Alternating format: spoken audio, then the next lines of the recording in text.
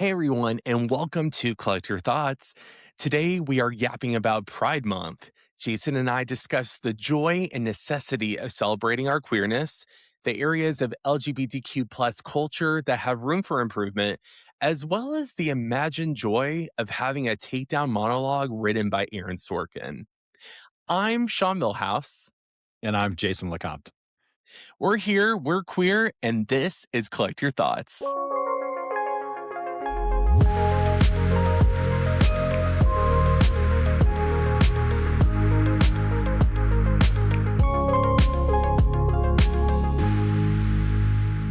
Oh, I wanted to tell you, I got a Yeah. random compliment. A guy that I did one of my internships with in graduate school. I Mhm. forgot that we were connected on Instagram. We don't really talk much. I probably haven't talked to him in 7 or 8 years. But he reached out, sent me a random message, and said he's been listening to the podcast and he really likes it. Aw, well, what's his Yeah, name? David Stump. Thank you, David Stump. We Yeah. appreciate you and anyone else listening and Hmm. hopefully enjoying our shenanigans. So that's Yeah. great. Yeah. Yeah. Yeah. No, it's really cool when we get like feedback. I think there's something really meaningful about letting people know how you feel about the things they create. Yeah. And yeah, like even this, it's obviously it's a labor of love for us. So it's really cool when people think about that. Yeah. And get something from it. Yeah. Yeah, yeah. Well, Jason, as you know, we are getting into Pride today. We are Woo! Happy officially Pride. in June, which is Pride Month. Yes. Yes. And we really wanted to take this opportunity to celebrate it because when we first began Collect Your Thoughts, we began it in June of last year. We're getting Mhm. very close to we're almost at our 1 year anniversary of beginning this podcast, which is That's really crazy wild to to think think about. about Yeah, and it is. exciting. Yeah. But also I know that you specifically were like, "Oh yeah, we should totally talk about Pride." And I'm curious about what was I mean, I have my own reasons, but like why does Hmm. it feel important to keep talking about Pride? I feel like the best answer to that question is, "Duh, Sean." And It's I want our just listeners no, to be like, "I don't know what that means, I fuckface." know, I know. I know. I mean, for all the reasons that, um, we were forced to be in the closet, that we were forced to hide ourselves, that most of us a lot of us continue to be forced to alter ourselves or to leave relationships or to feel shame or to there's all sorts of reasons to really just go, "Hang on a second. We are a group. We identify by this commonality and we deserve to be seen and heard and respected and loved just like any other human being on the planet." And since Mhm. we don't have that automatically, then this is our chance to go, "Hey, I'm here and I'm queer and I love you and I want you to love me." Yeah. Yeah. Yeah.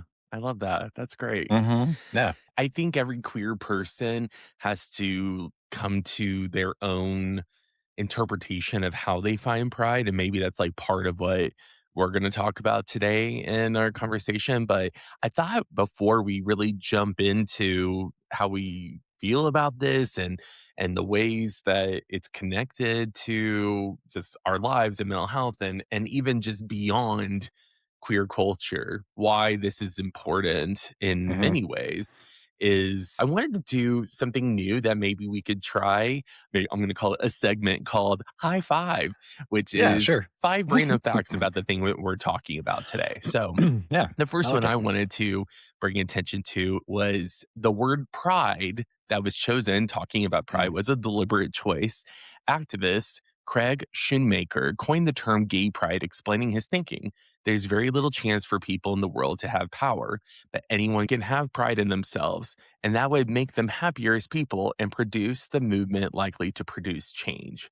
He had Mhm. initially considered gay power, but felt pride was more universally attainable, which I Yeah. think is so cool because, like, I feel like I gotta say, us, the gays are really great at messaging. Like, I think when we really put Mhm. our minds to it, we come Yeah. up with some clever shit. And I get, yeah, like I know that, obviously Black Power was such a big thing, like Mm. within the Black community Mhm. and Yeah. especially like parallel at that time. So I think for gay people to find their own version of that and to choose pride is such a beautiful way of coining that. It is for sure, and it's actually that word, that coining is accredited specifically to that person. Like, that one person came up with that term, Yeah. which I thought was cool. Yeah, yeah. Yeah. Just another kind of, piece, a layer to that, but I really appreciated that. Yes. Another Yeah. thing I thought would be worth sharing is that Mm. Texas recently banned rainbow crosswalks, which I know there's a Boo. whole I know. It's just like, really? I know. Really? You don't Like have better this? things to do with your legislative time? Yeah. It's just so it's the Uh-huh. ultimate distraction tactic instead of, like you Mhm. said, dealing with actual shit. And Mhm. so what's great is that San Antonio found a workaround, and because sidewalks are not a part of state jurisdictions, that falls within a city's jurisdiction. Yeah. San Antonio has created these beautiful rainbow sidewalks that Mm. are all around the city. And when I saw them, I'm like, oh my God, I will take rainbow sidewalks any day, all day. Like, I mean, the crosswalks Everywhere? are beautiful too, but like, Yeah, a sure. Yeah. sidewalk, like, Mhm. we Yeah. get to strut down that, like, without getting hit by a car. Like, fuck yeah, that's so cool. Like, and I Oh, love that yeah. shit. I love when people find great ways to rebel. Subversive rebellion. It is. It's one of my Yes. favorite things. Yeah. It's kinda like they went like Yes. this. They went like this to the state legislature Yes. when scratched their head with their middle finger, and they were like, we see you, and we're pushing against it." Yeah. Yeah, I Uh-huh. think it's such a smart way of being like, "Look what we did, but, like, you call us out, try Mhm. us," "I dare you you." Yeah. know? Yeah, I Mhm. dare you because you're gonna step in your own shit because Yeah. you made this mess, Yeah. and I think that's just brilliant. No, it's great. Yeah. Did you know Hmm. that so I know that they're doing, like, rainbow sidewalks and whatnot, but did you know that the original flag, the original gay flag, the gay pride, I'm really screwing that up. The original rainbow flag symbolizing gay pride included hot pink. When I we were did talking about not. this topic, yeah, I didn't know this No. either. Yeah. So but it was cut for a stupid reason. So in 1978, the rainbow flag with 7 colors first flew at the San Francisco Pride Parade. And the original colors were hot pink, red, orange, yellow, green, turquoise, and violet. Hot pink was Oh. actually available. It was actually in the first version, but it was dropped simply because the demand for a pride flag increased and the hot pink dye was unavailable in Uh, commercial quantities. And so nobody could mass produce it with hot pink. And so they had to just be like, sorry, guys, you're going to have to start with red. I was like, that sucks. that I is wear a too lot of bad. pink. I mean, even on this show, I've worn a lot of pink. I Oh, yeah. love wearing pink, but it's Same. just, yeah, it was like one of those silly things. I'm like, okay. Yeah, pink has always been one of those things I feel like as a gay man that I really try to be like, yeah, fuck with me. I'm wearing pink and I'm here for it. Like Hmm. Yeah. I love a pink, I love a purple. Like I like things that are classically feminine in Hmm. color that we can all wear and we have to stop this like idea that it's only for certain people. You want a random non-pride fact? Always, I Around the guess. turn of the 20th century, the 19th to the 20th century, those colors, pink and blue, were actually flipped.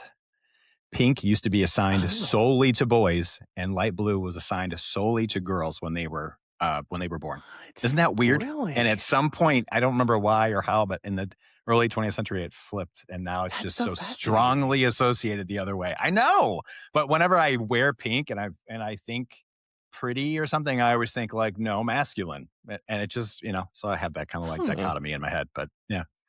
I actually have, like, a color psychology book that I've been meaning Mm, to, like, dive into because I love color, and mm-hmm. also I love how things came to be that are beautiful, and so Mhm. and I love the history of that kinda shit, so I might Yeah. have to, like maybe we'll do a little side piece on that on a future episode. Sure. Yeah. Yeah. Yeah.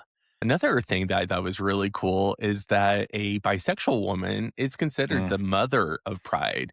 During the Yes. first Pride parade Brenda.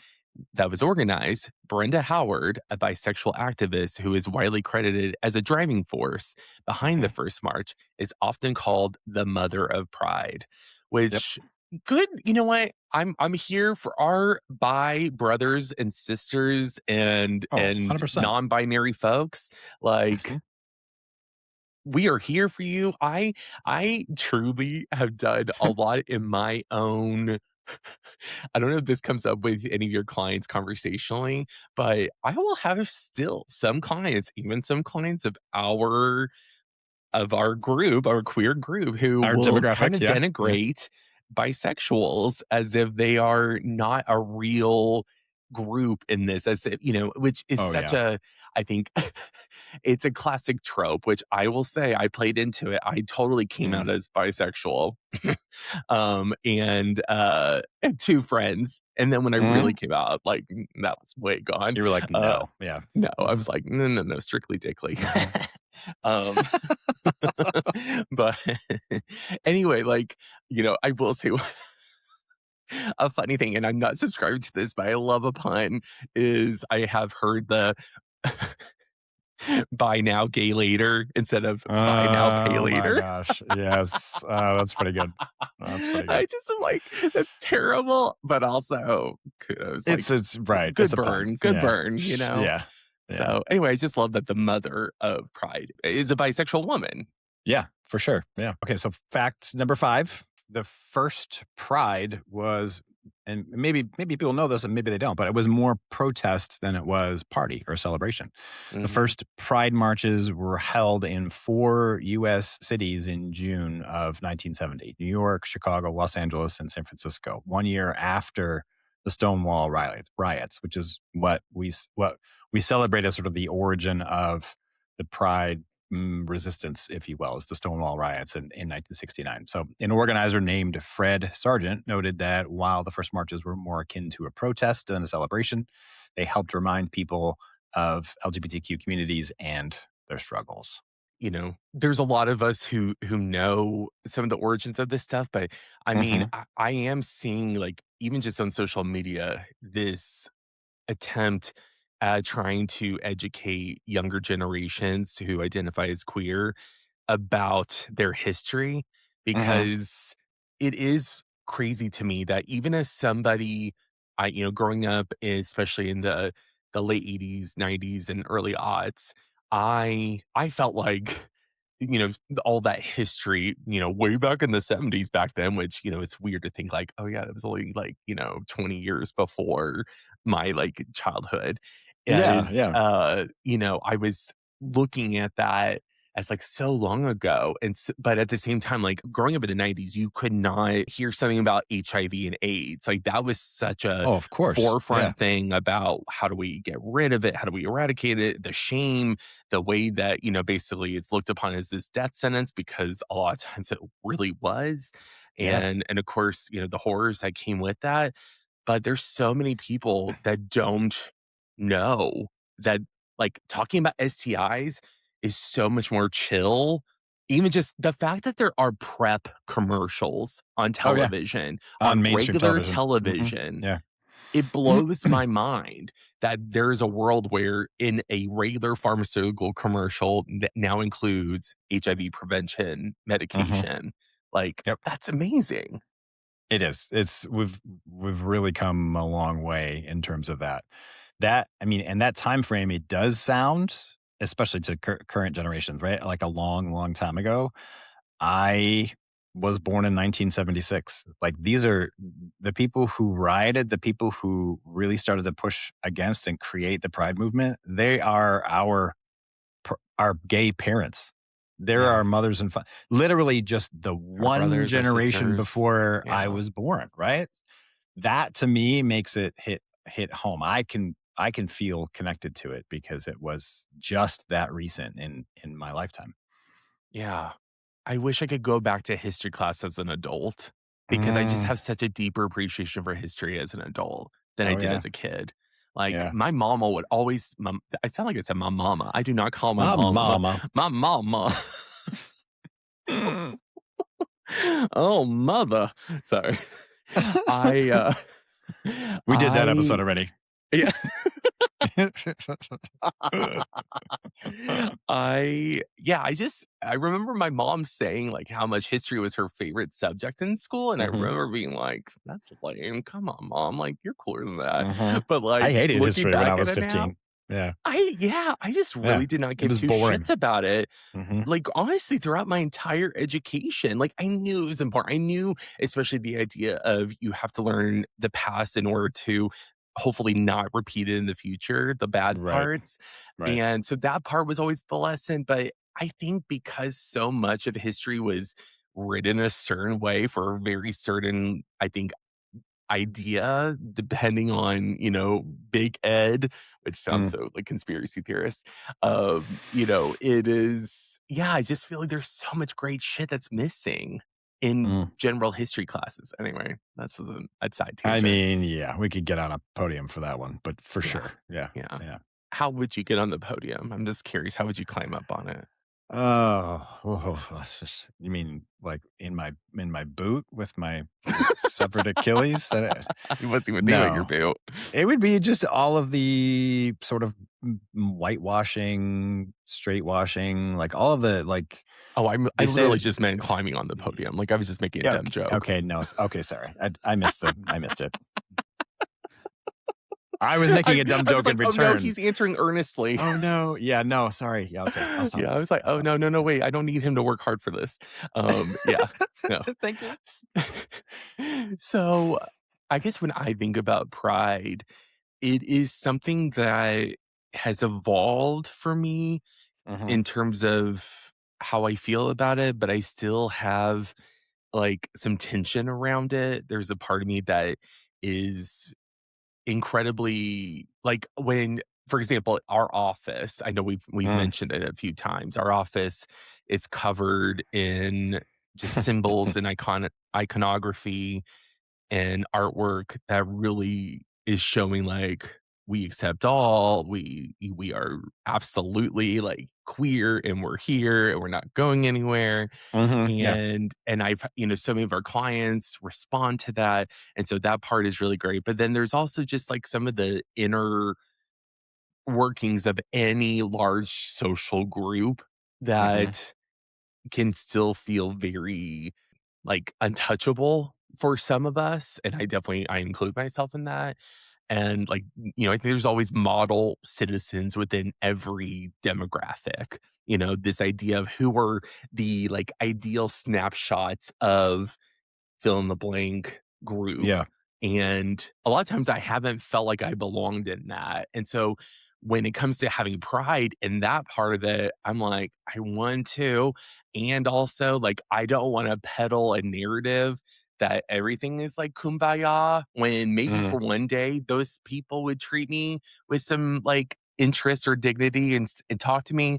But then, like, maybe the next day in a like restaurant or coffee shop, they wouldn't look at me, like, twice. Like, I wouldn't even be on their radar in terms of being, like, "Oh, I would like to be your friend," or, I don't know, the clickiness of it can still feel really toxic. So, that's, like, part of my, like, struggle with that, but, do you feel any of that for yourself? Or, like, what's your relationship with, like, the acceptance within our community and, like, the mm. way that we, I guess, have pride in it?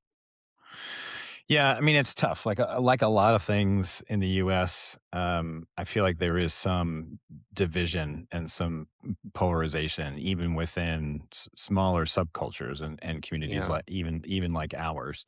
You were just talking about like the bisexual Yeah. invisibility or denigration that we do to that group. Like that's a group that I actually identify with more strongly than I talk about. I usually say if I'm getting down into the nuances of my sexuality, I will identify more closely as bi or pan than I will as gay because I've had both romantic and sexual relationships with people of sort of all across the spectrums. And Mhm. so that doesn't like it just so happens that I happen to prefer men romantically and sexually. And so that's gay just is sort of like the quick and easy explanation. But Sure. if you sit down and we have a deeper conversation, like I'm going to get into the nuances of it if that's where the conversation is going. So it's easy to allow that divisiveness to creep in, Mhm. but it's all like anything else, it's all based on fear and insecurity. Mhm. Mhm. I think the less we know about people who are different from us, the more we fear them, and the more we fear them, the more we want to distance ourselves from them, and we do that by making fun, we do that by calling names. We do that by assigning, blanket traits to the Yeah. entire Yes. sect of that community, Oh, whatever it might be, right? And the so that's why there stereotyping's is out of control. it really, yeah, it really is, and it's much more hurtful than it ever is funny or useful or any of those terms. It's Yeah. really just divisive. That's really what Yeah. it comes down to. So yeah, I mean, that's the tough part about, I think, any subculture that you wanna identify with is that there's going to be people within that have fear and insecurity and want to make enemies of. We want this is a habit that we have as humans. We other people, right? We make them the other, so they're the enemy, so we can hate on them, and so we can feel okay again.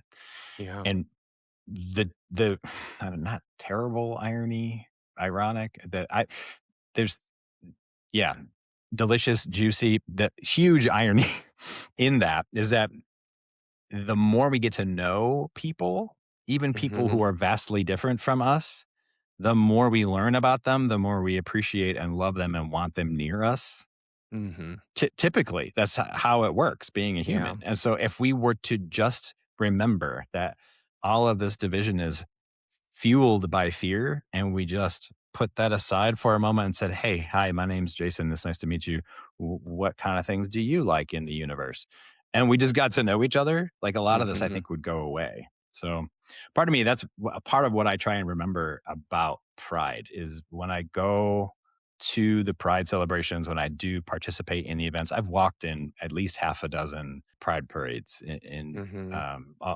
mostly in Chicago, but in other places as well. And it is staggering, almost overwhelming the amount of love that exists Mhm. when we are celebrating our uniqueness and each other, right? As a community and as allies, it is it is makes me emotional every year that I Mm. that I dial into that. Like it's just a beautiful, beautiful experience. So I don't know. That's maybe a long-winded No. answer to your question, but that's kind of like that's my association with it, and that's how I have celebrated it and oriented to it.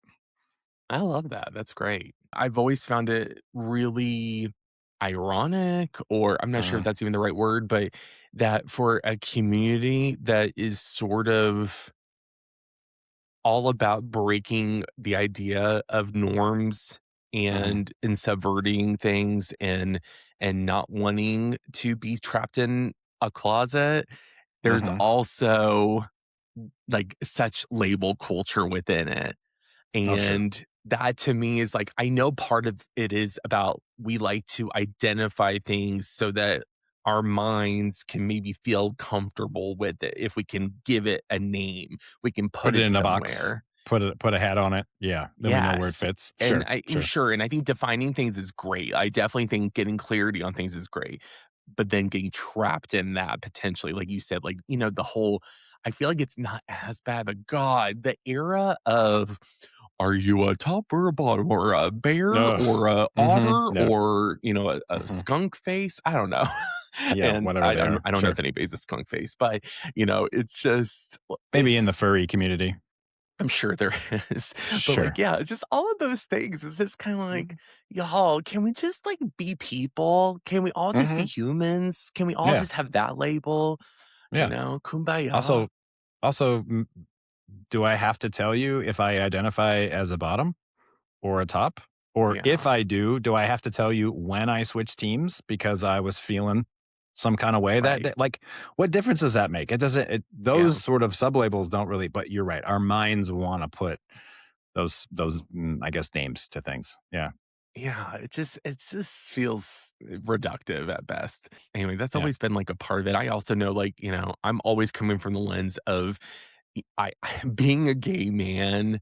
yeah, I think there's many of us who feel this way, like the physicality component, because in so many spaces, the mm, visuals around gay men are these gorgeous, often hairless, mm, either like perfectly either super muscular or perfectly like sinewy and mm, lean, or sure, or this like the perfect, a big package and a huge ass. And like there's just sort of right, this, but also the face card, and also like perfect hair and the perfect clothes when you're wearing clothes. And it's just sure, like, yeah, it's beautiful. Like I'm part of me is like, wow, you look like a statue, like you model. And then there's another part of me that's like, oh, I will never be that. And that's okay. But also yeah, we've got to make sure we're saying that out loud yeah, all the time, and then yeah. commenting on bodies in a way that is completely like supportive for everyone and not just the norm. I don't know if it fits into this conversation, but that's the reason that I've been leaning more into the, like, queer body positive movement Yeah. in my life. And it's funny that you say comment on bodies because a big part of that culture, that sort of Mhm. queer body positive movement is we don't comment on bodies. Bodies are bodies. Like, what is and I get that social media, like, there's a whole other component to this, right? Where we would say something about, "Oh, cute butt," or, "I like you look handsome," or, "I love that haircut." Sure. Whatever the things are, right? Compliments are Like, those great. of course, and we do that hopefully to compliment, but what does it do to the people who don't have that or don't look like that or don't feel that way all the time, Yeah. right? It others Yeah. them. It puts them outside of that. So are they Yeah. not supposed to feel okay in their bodies because they don't have that or look like that or no, You it's can't not. So measure that's up yeah. Right, in whatever ways in we're your, talking about. Yeah. yes. Yeah. So yeah, that's just I appreciate that about body positive culture is we don't need to comment on people. We don't need to say you can say, "You look great," right? Or "You're glowing today. You look really healthy." Like, these sort Sure. of, more generalized things, but, like, when we're saying, like, "Wow, great ass." Okay, well, you just reduced me to my ass in that Mhm. in that moment. So anyway, we're getting off track in terms of talking about pride, but I get what No, you're no, saying. I mean, I Yeah, think this yeah, is the conversation, because I think this is about owning the parts of it that's still, I think I look at this as almost like a, I don't know, not a post-mortem, but a interim mortem of being able to really comment on the realities of what it's like to be a queer person in this day and yeah. age. And also, I think about like all the other letters of the alphabet. Like, I think a Mm, lot of times gay men can be front and center, and right. then everyone else sort of takes gay, let me pull that back, gay Mm, white men, gay white, correct. cisgender men. Yeah. And I think that that can be also really important to pull back on, because it's like, are we appreciating our people with different able bodies? Are we Right. doing things to celebrate all colors and nationalities and differences? And also acknowledging that the people who look beautiful, maybe at 25, they will still be beautiful, but they're never gonna always look like that forever. Yeah. And we Hmm. have to Yeah. be okay with that, despite what like plastic surgeons and Hollywood and all that aesthetic shit tries to make us think about our looks. Yeah. No. You're absolutely right. Do you remember? And maybe this is a little bit disconnected, but it's making me think. Like, when did you start noticing? When did you start like identifying with, or maybe like feeling pride in your sexuality, in your identity as a gay person? Hmm. You remember how far back? back in the Right, 1730s. uh-huh, yeah, Um, yeah. yeah, no. Uh, In the winter of yeah, right, yeah. in the winter of '69, I recall. Um, That's I funny. it's really honestly been a thing that is not that far back for me because, Mm. I don't know if I've ever told, my main, coming out story. So, Hey, lay it on us. I mean, I had done, little coming outs with people over the years. Then, of course, I went to college and it was Mm, pretty much just like people would ask and I would just say it because, I wasn't going to lie anymore. Like high school, mhm, I was always navigating how I use pronouns. And when I talked about sure, people that I had sure, crushes on or right. kind of dodging things and basically, being called gay in Mhm. the 90s and the early aughts was truly, It was a one of the slur. worst things you could be called. It was absolutely a Oh, yeah, slur and yeah, all the slurs that come with it. mhm, And so it was always really something that I felt like I was saddled with as opposed to mm. something I ever felt pride in. I remember when Rosie O'Donnell came out and she did an Oh, interview, I wow. believe with Diane Sawyer, and I think this was 2002, it was right as her talk show, which was so great, came out, and she Yeah, talked about she's like and I know some people have a problem with this, but I think it was really honest. She was like, I would never choose this for myself. I wouldn't mm, choose this for my kids, and it's not because I don't love gay people, it's because I don't yeah, love what people who are this way yeah, go through in this right, life. I would never yeah. wanna put someone I love through that, so that's why I would never choose that for myself, and I related to that so much Oh, because I was man. like, yeah, I would love for this to be something I was cool with, but I want everyone else to be cool with it so I can be cool with it because there Yeah, was just yeah, so much shame around it. So there was, yeah. I did eventually. It wasn't until I was in grad school, my second year, that Mm, National Coming Out Day was coming, and I was like, I had begun doing some therapy for the first time, and my therapist at the time, I didn't see him. I think I saw him for maybe 3 sessions. And mm, at the first session, he asked about, my sex life or relationships or whatever, or how I identify. And I was like, I identify as gay, but I'm not coming out because I always have said, and this was truly my rule, that until I'm in a relationship, until I have mm, something to show for it, why am I going to parade my sexuality to someone? mm, That's how it felt to me, unless I have and which part of me still subscribes to this idea of, it is awkward to be like, "Hey, guys, I like having sex with men," that right, part, right? yeah, Which I know that gay culture is so much more than that, but I mean, that's the genesis, right? Is in that feeling of I am yeah, attracted to the same sex, and right, so anyway, when he was like, "Oh," and because I said that, he was like, "So, is that important to you?" And I was like, "No, no, I really feel that way," and blah, blah, blah. But then, mhm. I couldn't shake it. I couldn't shake, is that okay?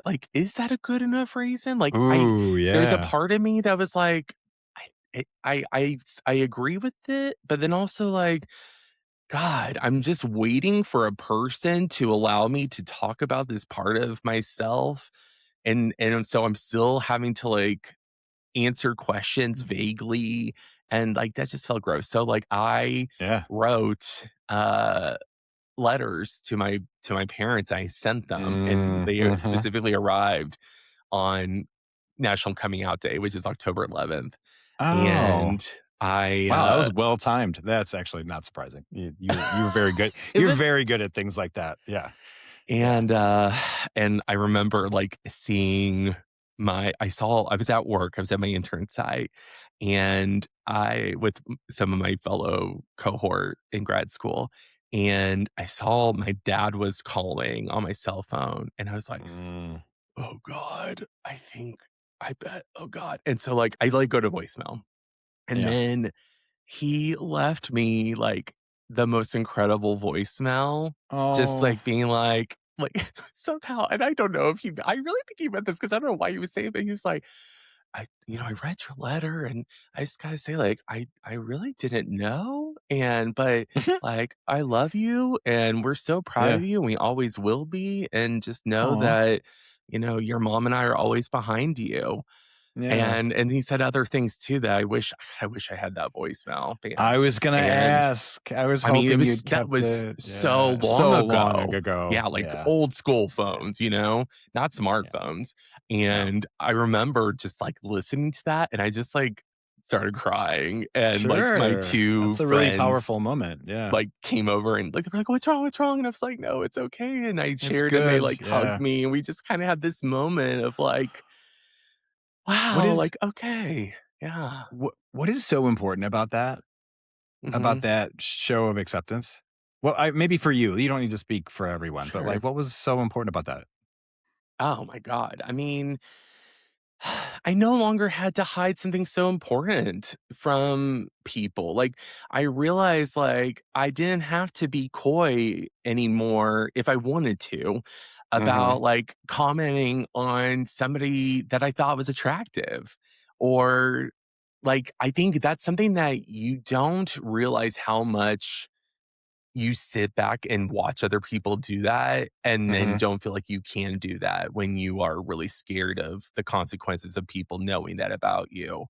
Because, yeah, And it doesn't feel in the moments of safety and survival, of protecting ourselves, it doesn't feel so detrimental because it's these little micro moments over the course of years and sometimes decades of our lives where we're yeah, hiding these things, right? And so in those moments, it doesn't, but when we get to claim our identity, when we get to integrate that and become whole, it's such a powerful feeling. Like, it's it really is. so right. I called it coming home to Mm, myself. Like, that is what it felt like to me, to be able to claim that, to integrate that piece of my identity and just live and no longer filter and no longer it was overwhelmingly positive.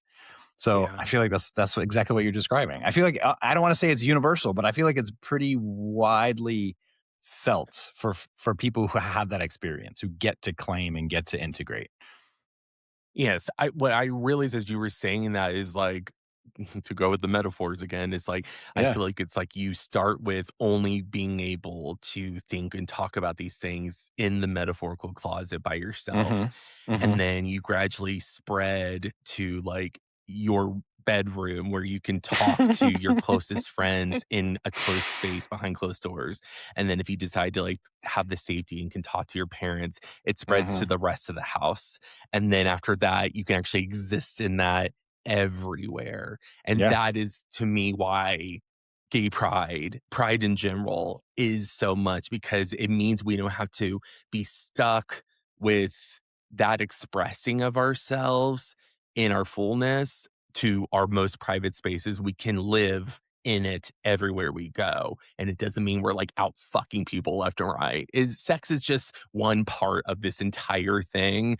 Sure. And Yeah. people just want to, like, hyper focus on that. But to me, it truly is just about being able to fully accept and embrace myself, which Mhm. is always a process. I mean, I hope that it's a goal, or I sort of want it to be a goal for everyone, for every human to be able to own every part of themselves, own all of Yeah. their feelings, express all of their feelings, all of their experiences, right? To really just be to live in that wholeness. It's such an unbelievable feeling that I want it for everyone. But yeah, Mhm. I think we get to I like the way you talked about that, like closet to bedroom to house to then everywhere. Like it is I mean, I had a similar experience where it was I was navigating it myself and then I could tell one or two people and then I could maybe tell a few more and then it was okay, I'm gonna post it on Facebook or whatever it was at the time, right? As I was Yeah. navigating the coming out, it was. So yeah. Yeah, that was really well put. I enjoyed listening to that. Oh, thanks. Yeah. No, Yeah. I think that's the part of me that, like, does look so fondly at pride, is because of, like you said, the beauty of being able to own all of your Mm, parts mhm. is truly, that is what I think makes us all feel seen and heard and validated. And it's when we reject it or feel like we can't, is when we feel like we are stifled and cut off from so many important parts of ourselves. from not only ourselves, but from everything and Right, everyone else around us, right, right? Like right. that, not being able to integrate, not being able to express that side of myself made me feel like I would always be the other. I would always be a problem. I would always be risking shame or ostracism or something along those lines, right? Where I could never be okay. And then Yeah. once I was okay with myself and I got Mhm. those few core people around me to also say, yes, we are totally okay with you in that way, it just was a game changer completely. And I feel like game Yeah. changer is overused and I'm underselling it. Like it really did change my life to be able No, to I do think that. yeah, I think in the true sense, game changer really fits there. Yeah. Yeah. Yeah. I will also say too, like, marriage equality passing was Mm. honestly, to Hmm. me, a huge Oh, yeah. moment because I truly, like, to this day, when I think about it, when that all happened, I it was, like, mind-blowing because I truly thought I would never live in a world where same-sex people could get married. Hmm. I never thought it would happen. I truly did Yeah. not. And then I I would, did. And then it was like, yeah. "What?" Yeah. Um, I was lucky enough to work on the same-sex marriage movement in graduate school with, an organization in Chicago called Equality Illinois, and, I did a practicum stint with them for about 6 months, but I worked specifically on the same-sex movement, on the legislation in Illinois, and we got Wow. it passed that year, which was Wow. just like it's I emotional just even thinking about, like, that experience, like, we marched in the streets and we wrote letters, and I came up with all this, different kinds of thing like, it was just as a beautiful, beautiful, concerted, coordinated effort at the time, and it Yeah. was the year before it really was one of the key dominoes. Chicago being and Illinois being such a huge influential state from a legislative standpoint, the fact that Illinois passed same-sex marriage was integral in it passing at a federal level. And so when Oh, we for sure. did it in 2014, then it just moved in 2015 at the federal level. So it was just incredible to be a part of that. It was awesome. Yeah. Having this idea that, "Oh, that institution is on the table for me?" Mhm. Like, I wasn't in a relationship at that time, but then I was like, "Oh, but this is another option." Like, it I didn't could, matter. yeah, It was just about right. like, and this is why I'm like, this is Mhm. why it's important to continuously talk about a woman's right to choose. This is why it's important to talk about civil rights for all people, because when we forget, like when I was just thinking as you were talking, I was like, there's a 10-year-old who's never lived in a world where they ever Mm, knew that gay people and all same-sex people couldn't. couldn't get married. Mhm. Oh, that's actually, that's describes my nephew. My nephew is 10 years old. He's never yeah, that's really a beautiful sentiment. I love that. Yeah. And Yeah. and I think that's why so many going into, like with the loss of abortion rights nationally on the federal level, I mean, that's so much why, like, women of that generation are so heartbroken because it's just like Mm, the idea of that going backwards is so terrifying. I know that's something that's on the front of our minds a mhm, lot is mhm. what Yeah, is the fucking Supreme Court going to do about this or that and this horrible administration trying to erase so much of so many people's histories. And I never wanted to go back. And it's so precious and you don't want people to forget how precious it is. yeah. I mean, it's even more poignant because we didn't have it and then we do now, and I don't ever Yes. wanna lose that. We can't become complacent. Yeah, right.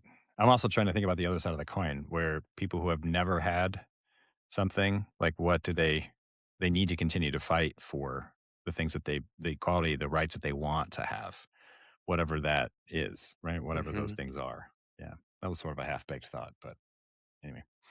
Put it in the oven. Put in the oven, gotta crisp it up. Crisp it up, bitch. What do you feel like are the areas in which our community really thrives? Like, what are the Mm. parts of being a part of the queer community that really feel like a major source of pride for you? It's funny, like, I'm actually thinking of when you were talking about, that Rosie O'Donnell interview and how she said she would never choose this. I Mhm. feel like I'm at a point and have been for a while in my life where if I were to be asked that same question, like, I absolutely would choose this because it's created the person that I am. Yeah. It's been integral in forming my resilience and my perspective and my sensitivity and my insight and my worldview and my appreciation for the underdog and for equality. Like it's e- galvanized these things within me Yeah. that I would be a completely different person, not just from a sexuality standpoint. Like I would be Mhm. a completely different person had I not had these experiences. So, yes, it's been a struggle. Yes, it's been hard. Yes, I still question my safety. Yes, yes, yes to all of these sort of danger or pain points. And I would still choose it. If you gave me a choice to take the pill to make me straight, I would tell you to fuck off. Mhm. I don't want that because I Yeah. have learned to love myself. So, I mean, for me, like I there are parts of the subculture of being a gay man that I don't necessarily connect to. I've never Mhm. been particularly like promiscuous. I've never been super into drag. The things that are sort of maybe stereotypically gay, right? Like or that people associate with gay culture. Like I appreciate that I have the option. I appreciate that Yes. I can dress a little bit maybe more effeminate or feminine. I can express parts of myself that maybe a 100% straight man will never feel comfortable doing in any context, right? I feel like I have more permission to express emotion than maybe the average straight man does. But I feel like we also thrive in terms of things like creativity and self expression and emotional intelligence. Like I've just met so many more. I like to say that like we are part of the evolution of human beings. Oh, yeah. I Like think so. there are so many great things about the the LGBTQ community that if they were to become more universally appreciated and universally integrated into the whole human race, I feel like we would all be thriving and all be healthier and happier to be able to claim some of these ways of expressing and connecting and just living, just being. So it's hard for me to go like, yeah, this and this and this are the best things Sure. about being gay. No, no, no, no, no. It really is like it's the whole for me, it's the whole experience. Yeah. Yeah.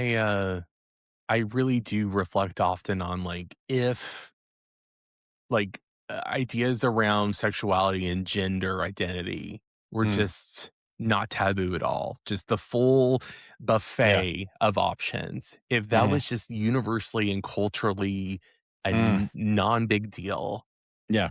how many straight people do you think would be like, purely straight, like, where they're like, "I only We're talking see." Kinsey Yes. scale, absolute zero, Yeah. right?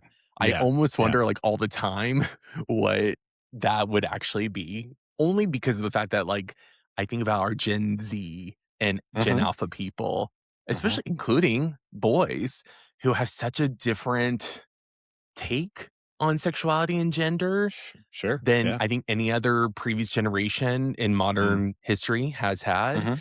And so to me, I'm like, wow, like what would happen if we didn't have those hangups and the feeling of having to conform to this idea of traditional white cisgender heterosexual relationship stuff.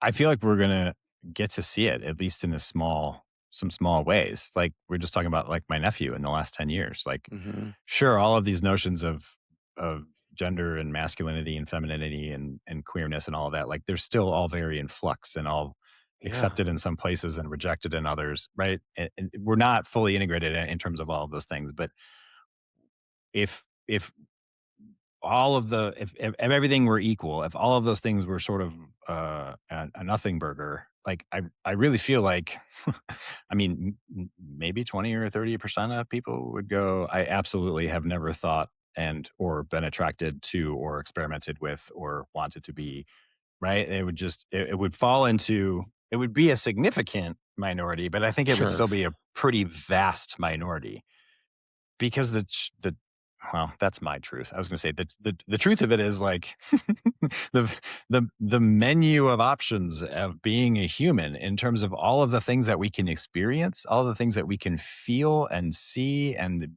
be, and like it's an incredibly robust menu. Like, why would you not want to try and see and feel as many things as possible? This is coming from a self-proclaimed hedonist, though, right? So I want to experience all the things.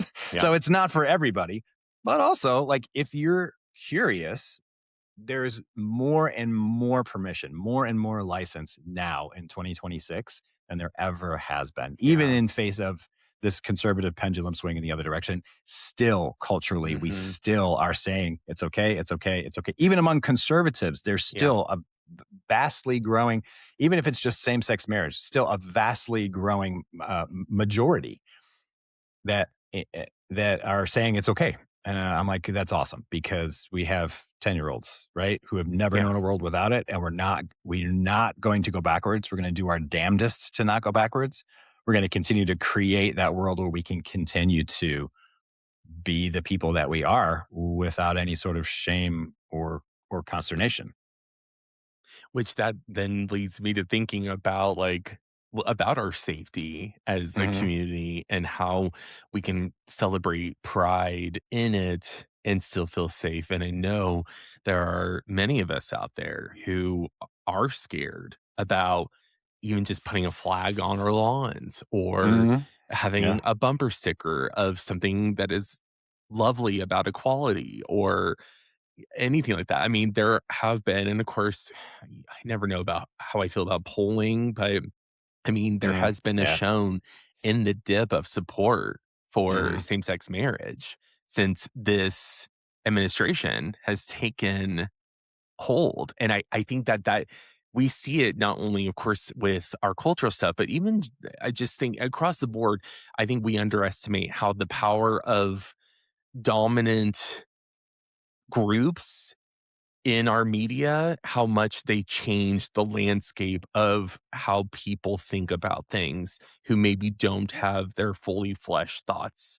Because it seemed like maybe it was, I really do feel like it was heading increasingly in the direction of more and Hmm. more people year after year after year were accepting it. And the numbers on people who were like Hmm. okay with gay marriage and marriage equality really kept growing, and this is, like, the first time it's dipped a little bit, and so Yeah. that to me is always, of course, like, scary, but then also it's like, "God, we're so fucking fickle." Like, how fucking stupid that, like, that would shift. I think we're gullible. Maybe fickle God. too, right? But and not Yeah. to go too far off track, but I think this is where social media is going to we're going to see a steep decline because we are now recognizing. I listen to a lot of sort of tech based podcasts and things and read articles and things like that. And where the real divide I think is coming is in popular opinion and then how the algorithms spin it. Mhm. That's getting wider and and it started like it was the huge Cambridge Analytica scandal, right? With influencing elections, Yeah. right? There, remember this scandal from I was Yep. about 10 years ago or so. Yeah. So that's where we started to really notice like, oh, an algorithm can actually skew popular opinion. Okay, well, hold on. How do we actually measure popular opinion, right? And then how do we now disconnect ourselves from some of those influential forces that will maybe push us one way or the other if we lie somewhere in the middle. So I think we're starting to recognize this more and more, and we're going to be able to push against it and get away from it, so that we actually hopefully start legislating towards things that are actual popular opinion and not just manipulating the masses who aren't thinking for themselves or don't know better or are just spending too much time online. Ugh. Let's just preach that whole thing you Can just we? said, like, from Yeah. the pulpit Oh, because okay, sure. That's the thing you're gonna scream when you finally Uh-huh. climb on that, podium in your boot. Because In I my mean, just boots. because it Uh-huh, just yep. I mean, everything about yes, I 100% believe our algorithms, if we don't use critical thinking and have a strong sense of ourselves, a compass that Mm, knows what it knows, and we've done the work to continue to develop that and to mhm, nurture that sense of self and sense of knowledge of self, we will fall to that and become gullible to that. I think that mhm. really well put. Hey, thanks. I prepared that whole speech. I had it all memorized. No, I don't know. I It did pulled it out feel of a somewhere. Yeah. little, like, A little stilted at rehearsed. times. Just kidding. Did It Aaron was Sorkin write that for 0%. you? No. Yeah, right. Uh, Exactly. Yeah. you wish, right? Like, that'd Yeah, be genius. exactly. You know, Yeah. God. Ugh, anyway, sorry. Just, like, Mhm. I got into a place of, like, I love Aaron Sorkin shows. Anyway, um, Right? Yeah. yeah, they're just Thank you, so West Wing. like, I would love, like, if somebody pissed me off to just get an Aaron Sorkin monologue that I could just spout Oh, at them, just a like, specifically stinging, just like, tailored to my mhm. Oh, situation. yeah. Mhm. I just feel like that person would need therapy for the rest of their life. That's Oh, funny. But so we yeah. digress from Adam Sorkin. Aaron Sorkin. Sorry, that's what I said. Aaron Sorkin. Adam Sorkin's his gay brother. Yes. That's right. That's right. Yes. So, what do you think when we think about, like, what we really hope and want for all Mm, people, not just, those of us who exist in the community because of how we identify, but also who live alongside the community and can be supporters or allies, or mhm, maybe want to find other ways to truly be prideful in our lives that also can overlap with this. Like, what do mm. you feel like is a takeaway that you would really like Oh, man. people to have when it comes to this conversation? I'm gonna quote one of my favorite authors and humans, Will Wheaton. Mm, Uh, Will Wheaton, for anybody listening who doesn't know, he is an author. He's an actor. He was on Star Trek: Wesley Deep Space Crusher. or The Next Generation. He was what he played Wesley Crusher. That's where he became famous, Crusher, yeah. Crusher. And then he also did a stint on what's that nerdy show? I can't that I didn't watch. The Oh, Big Bang? Big Bang, thank you, yeah. Yeah, Big He Bang did it he Theory. did a small stint on there, Big Bang Theory, Mhm. yeah. Anyway, Will He's hi, very Will. smart. I hope at some point that you listen to us because I just Yeah, fucking adore you. But he's I follow great. him on social media, and I've read his books, and, like, he's such a great writer, and his life mantra this is to answer a long-winded way of answering your question. His life mantra is, "Don't be a dick." Yes. That's what it Really what comes it boils down down to. to. Yeah. Truly, we're all just trying to have a peaceful, comfortable existence where we get along and we find connection and we enjoy ourselves and we stay away from as much pain as possible. And when we do it to ourselves and to each other, we're literally shooting ourselves in the foot. Like, why are we right? And again, it comes back to fear and insecurity and scarcity and it comes back to all of these sort of instincts that we have for survival, but we also have executive functioning and we need to plug that in and go, hold on, Yeah. do I really need to be afraid? Should I really be insecure about this? Right? Or can I just say it out loud and own it and live it and find someone who can appreciate and connect with it and also love me for it? So, Mhm. so that would be, I mean, as much as is humanly possible, don't be a dick. Try and find common Yeah. ground. Try and love the person across from you. And if you can't, please just go away from them and let them live in peace so that you can all live, both of you can live in peace instead of trying to upend somebody's rights or make their life miserable or abuse them because you think they deserve it because they're different. That's Yeah. really all it is. They're just different from you, and you don't need to hate on them and make their life terrible. No. Yeah. Excellent takeaway. My takeaway is, and this is I guess, analogy that I think Mhm. is used a lot to articulate how transformative things are, but I think for people who need to understand what it's like for those of us who are able to embrace our full queerness and our sexuality and our gender identity and Mhm. also like being able part of it like especially we haven't talked a lot about gender identity and I think No, right. we maybe don't identify with some of the what is considered more outskirt groups like trans and non-binary folks but the truth Right. is that part of accepting and embracing your queerness is also being able to say I love the feminine in me and I Oh, embrace yeah. the feminine in me and the parts of Oh, me yeah. that make me feel beautiful and pretty and lovely, but also the strength and grit and toughness that I appreciate that is associated with masculinity. And to me, when you embrace your queerness, it's like getting to watch people like you watch The Wizard of Oz going from black and white to color. And that to me Yeah. is just like the perfect illustration because it's like, do you really enjoy the first however many minutes of the movie when it's in black and white? No, you're looking forward to the part where it goes to color and how vibrant it is, and the ruby red Okay, shoes, yeah. and the yellow brick road, and the Mhm. green on, in Emerald City, and all of that is like that's what you if you allow people to fully embrace all of themselves, and that's not just a queer thing, that's an everyone thing, is Mhm. that's what our lives do is they brighten up, they color, they fill out, and I hope that we can all be enablers and supporters and enforcers of that mentality. I love that. Well said. Thanks. Yeah. Yeah, that's Again, don't great. ask me to repeat it. No. No, Luckily, no, we no, no. recorded it, and then Right. memorize it. Love it. That's awesome. Uh, Okay. Well, Jason, I believe you have a secret question for us today. sure, yeah, I do.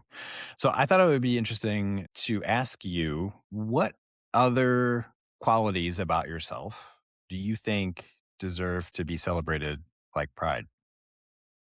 Hmm. Hmm. Hmm.